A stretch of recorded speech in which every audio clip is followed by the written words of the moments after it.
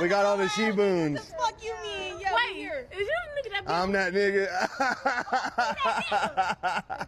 I knew y'all know. I knew y'all know. That's what's up. How y'all doing? None of y'all named Shaniqua, right? We fuck with you. No. I don't know What's what your everybody name? else be on, but like, Y'all fuck with me? yes. It's okay. How old are y'all? Grown as fuck, don't worry. Y'all are grown. All right, cool. That's all that matters. I just gotta make sure for the stream.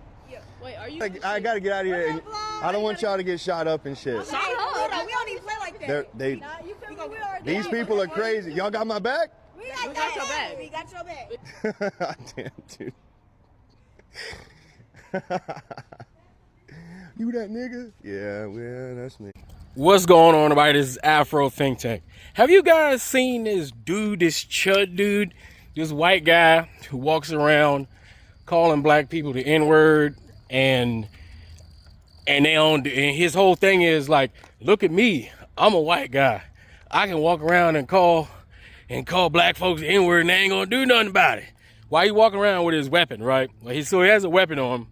So he walks around with his weapon, right? So to speak, because I don't think he's supposed to actually have a weapon, right? Because I think he got like in trouble or arrested for some dumb stuff like a while ago, right? I forgot what it was, but either way, he lost his job, right? I think he went viral one time for being racist, right? And then he lost his job, he lost all his opportunity.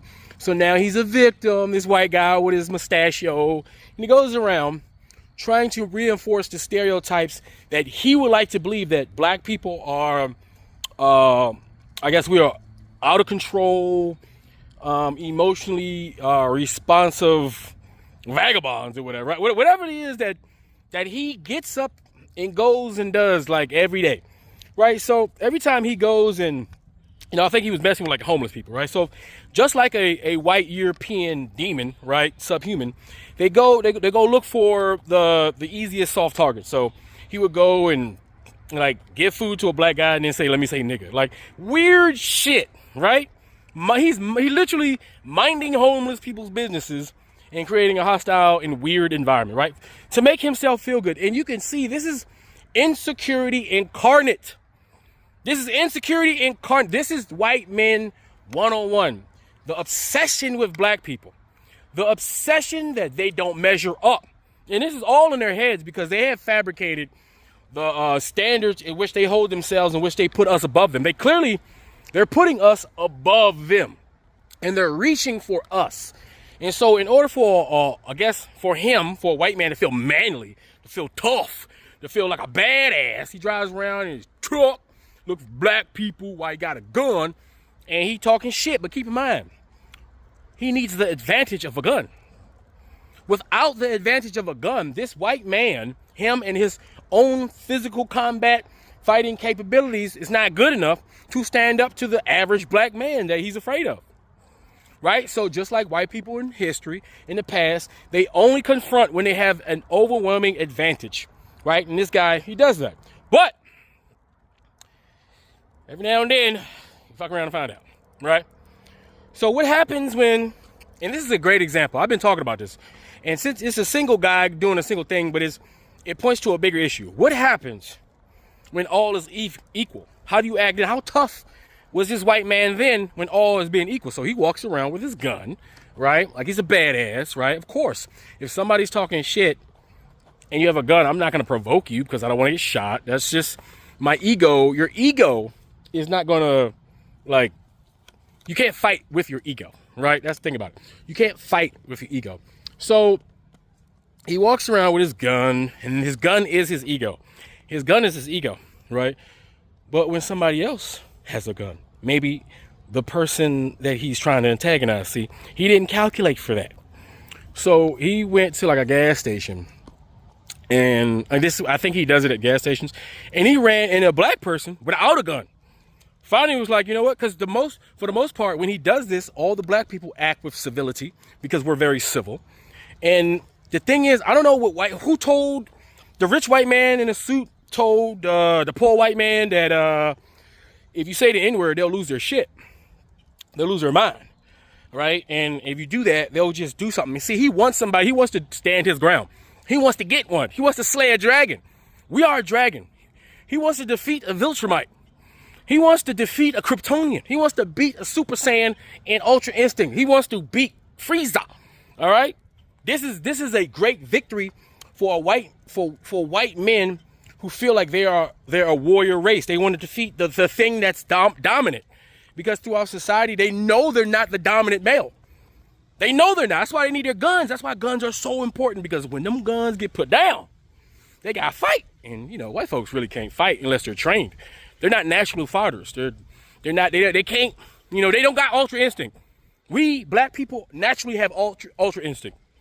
You know, that's why in any fighting sport you'll see it's obvious, to the point to where the institution itself has to go against the black guy, because we're so overwhelmingly dominant when it comes to combat. Because we are literally the gods of war. We are. I mean, come on now, right? So he ran into one black dude.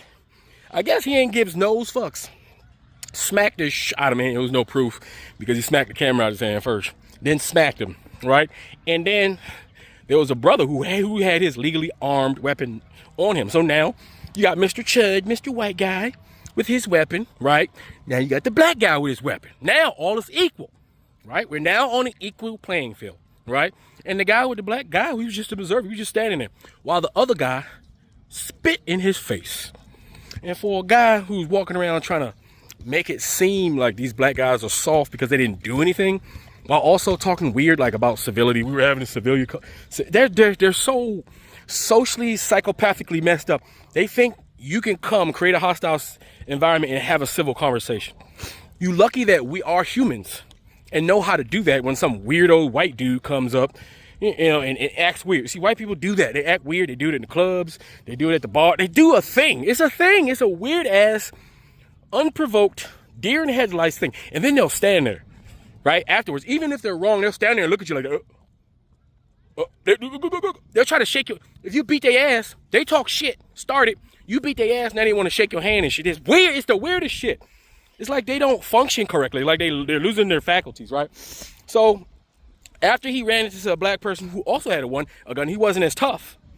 He's not as tough when he doesn't have his bear spray mace and all that shit, because he's not really a tough guy. He's a weakling who wishes he was a tough guy, right?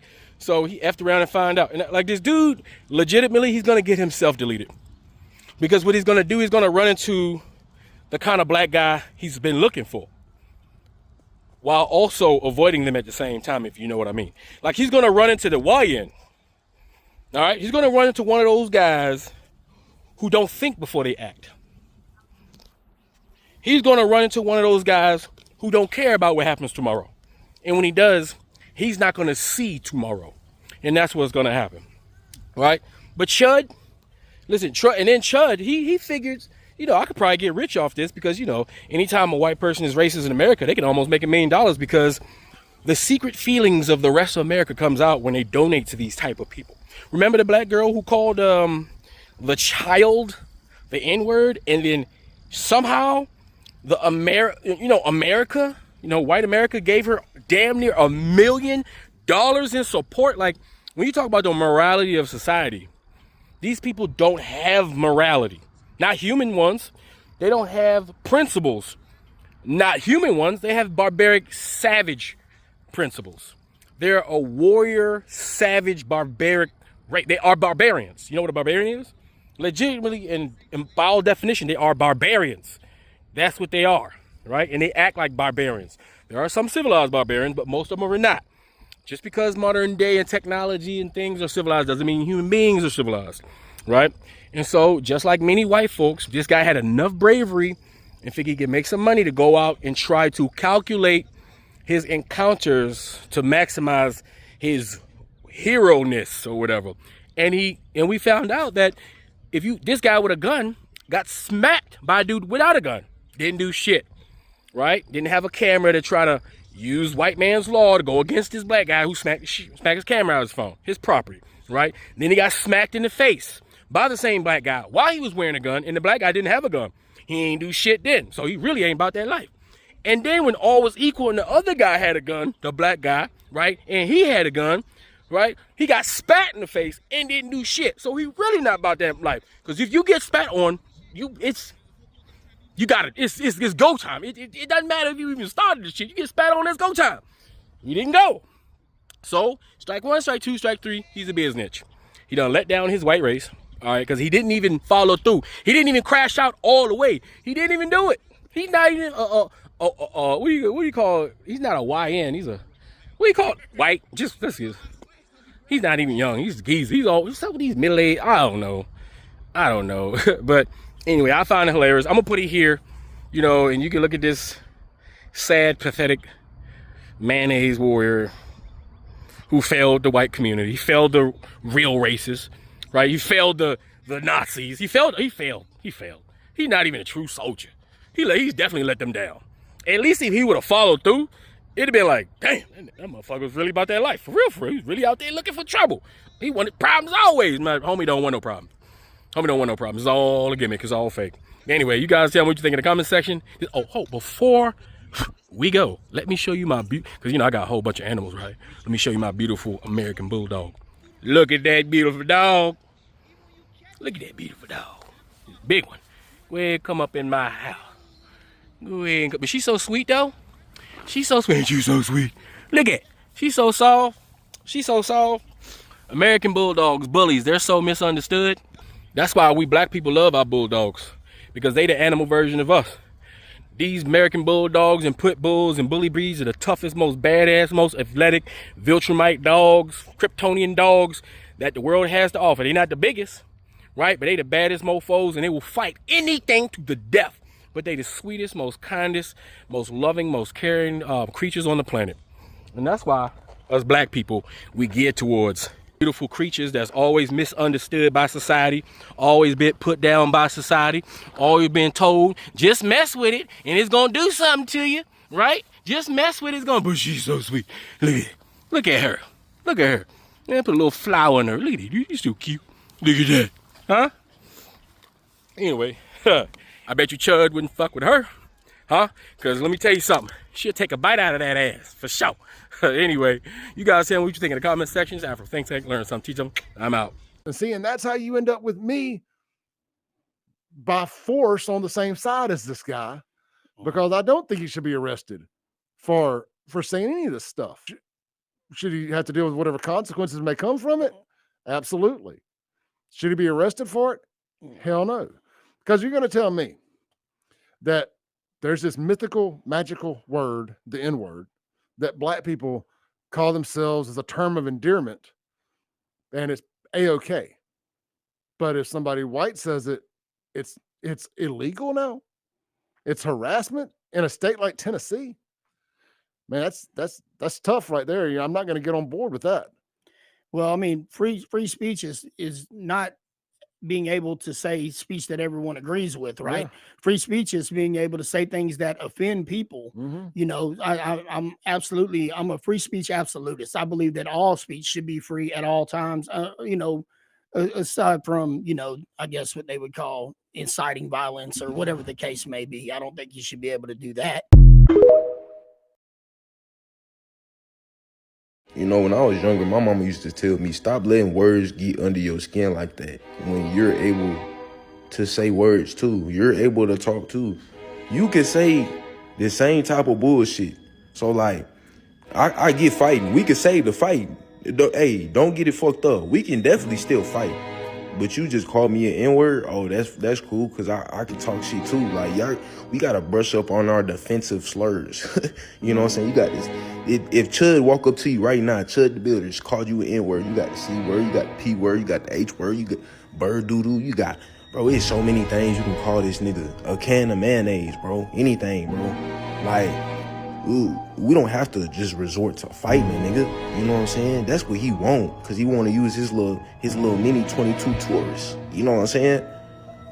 But I don't know, bro. That's just me, bro. You could talk shit. I could talk shit better than you. What?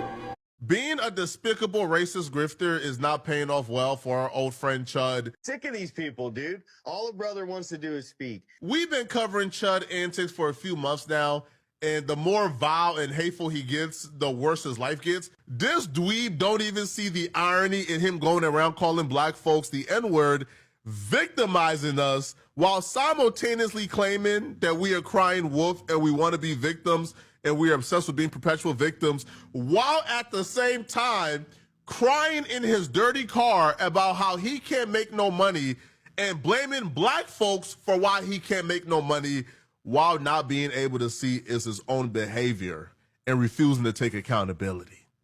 Now, if you want to know why Chud is back into his dusty car crying and having a fit about how he can't make no money and why he's back to ground zero after tarnishing and ruining his reputation and good name, then you clicked on the right video, because we have documented this entire journey since day one. Chud lost his job for being hateful to black people. He started a small business. The business got blacklisted in a local community. Anybody who hires him, they also get scrutiny. So essentially his business makes no money whatsoever. He got demonetized on Twitter, which is the only platform he posts his videos at. And now Kick, which was his last hope to monetize and feed his family, Kick has blacklisted him. Kick has banned him indefinitely. Kick initially suspended him for only 3 days. Then he came on Twitter bragging about how, he's only suspended for 3 days and he'll be back soon. And then Kick wrote him and said, "Hello there. We're reaching out to inform you of a recent review of your account status. After careful consideration, the ban duration has been extended to indefinitely. This decision was made to ensure a safe and fair environment for all users. We believe this adjustment reflects a fair resolution while still maintaining the necessary standards and policies." So he's done. And because he's done, Chud is now claiming you people, by you people, he means black people, ruined my ability to have a normal life. Sorry, Chud. All right, you can't go around calling black people the N-word with the hard R and clearly antagonizing and trying to start an issue. Something really bad is going to happen on one of these streams, and no platform wants to be responsible. And if you're wondering what conduct got Chud banned from Kick, well, it's a slew of things, okay? Let's just first start off with quite possibly the most despicable thing out of all the things I've seen. So Chud decided he wants to run propaganda on black people. He wants to paint black people as monsters, right?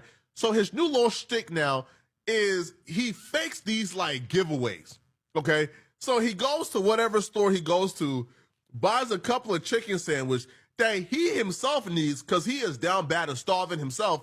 But he says he's going to go out and give these chicken sandwiches out to black people. Now, but there's a caveat, all right? There's a catch here. He can only give the black people the chicken sandwich if they allow him to say the N-word with the hard R.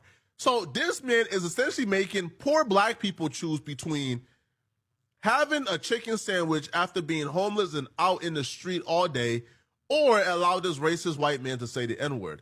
But I'm so proud of our people. I'm so proud of our people. Because even when they are at their lowest, they still have some dignity about themselves. Even the homeless black people was not going for it. I know that ain't who I think it is.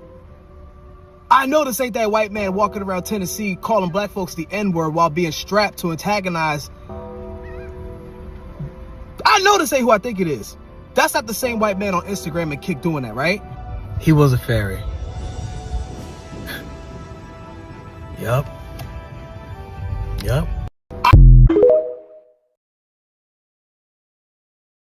Now that we're getting closer and closer to Chud the Builder's likely demise, I think it's a good time to make this video. DJ Academic says that the first person who knocks out Chud the Builder should make a GoFundMe. Even if you go to jail, you're making like 100 bands.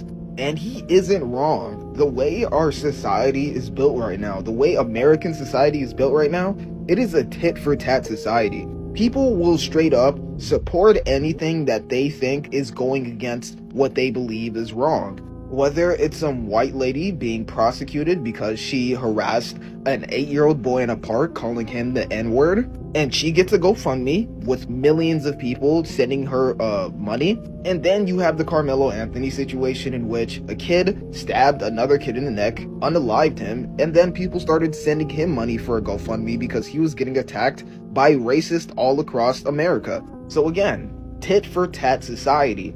This guy, once he gets unalived, or once he unalives somebody else, there is going to be millions of dollars waiting for the other side of that. I guarantee it. I think your dad's calling. He wants the car back. I see people talk about this man sometimes. Why does nobody talk about the 13 pounds of makeup that he is always wearing? I mean, call me crazy, but he didn't bring it down to the chest.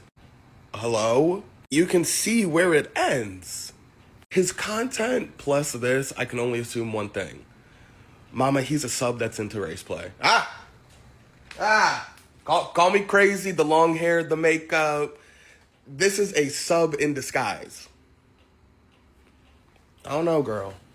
Hell yeah, what's going on? Big old bankroll. All right. Big money. Which one's better, Popeyes or KFC? You just say it don't even ask, don't even matter what it is.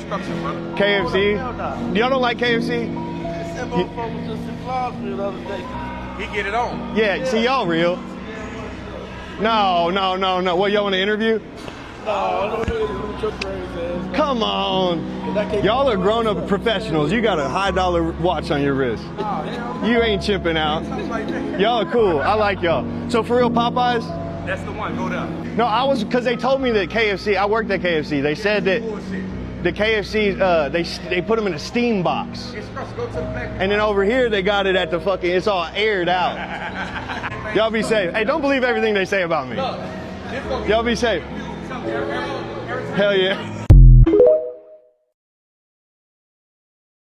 For some reason, this guy Chud is going viral, going around in Nashville and other parts of wherever he lives, and targeting the brown or black community and calling them out their name on purpose. And the only thing he's creating is a divide for the people that don't really understand the true meaning of the hard ER. It doesn't really mean what they created it to be, because if you look it up, it stands for something else. For those of you that know, you know. But here's the issue with Chud. Chud will interrogate someone for no reason and then start beefing with them once that person says something to provoke him, or he'll just lash out just to create content. But here's the problem. One day, Chud, you might come across someone on the same time that you're on, and then it's gonna lead to something more physical. Maybe it might be with the fist, maybe it might be with another object. So, at the end of the day, is it worth the clicks on Kick? Is it worth someone's situation no longer being here? Or is it just for the clicks? Because at some point, something has to give. You guys think he should go viral for this? Let me know in the comment section. If you ain't down for the Africans here in the United States, period, point blank, you ain't down for the ones that suffer from apartheid and shit, you need to step your punk ass to the side.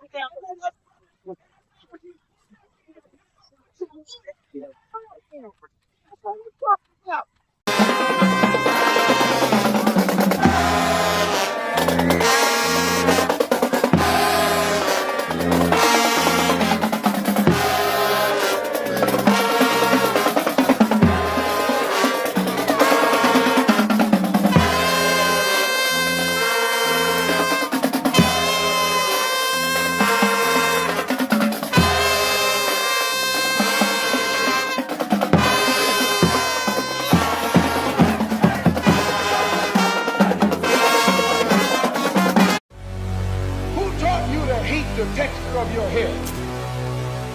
Who taught you to hate the shape of your nose? Who taught you to hate the color of your skin to such an extent that you bleach? Who taught you to hate yourself from the top of your head to the soles of your feet? Before you come asking Mr. Muhammad, does he teach hate, you should ask yourself, who taught you to hate being what God gave you?